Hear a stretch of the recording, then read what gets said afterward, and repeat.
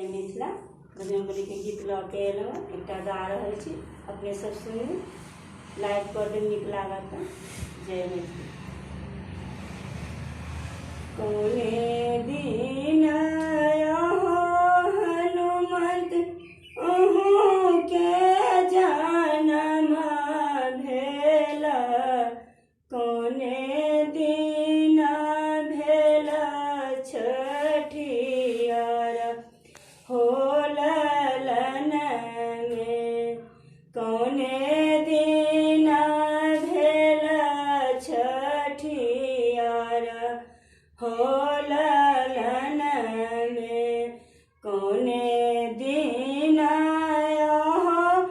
हनुमंत बांसुरी कटौल से, कौने दिन ध्वजा फहरौला हो ललन में, कौने दिन ध्वजा फहरौला हो ललन में।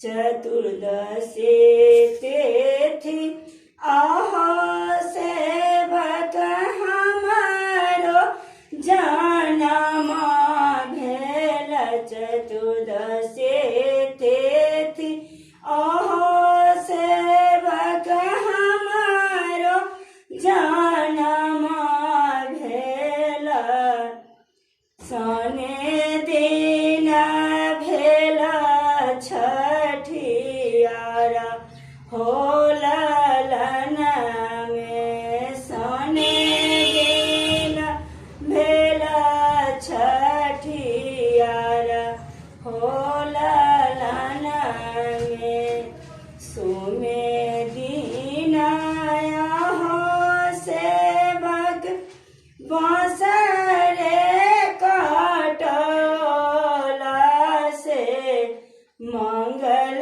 दिन ध्वजा फहरौला हो ललन में, मंगल दिन ध्वजा फहरौला हो ललन में, कौने दिन हनुमंत अहूँ के जन्म भेल, कौने दिन भेल छठियार हो ललन में।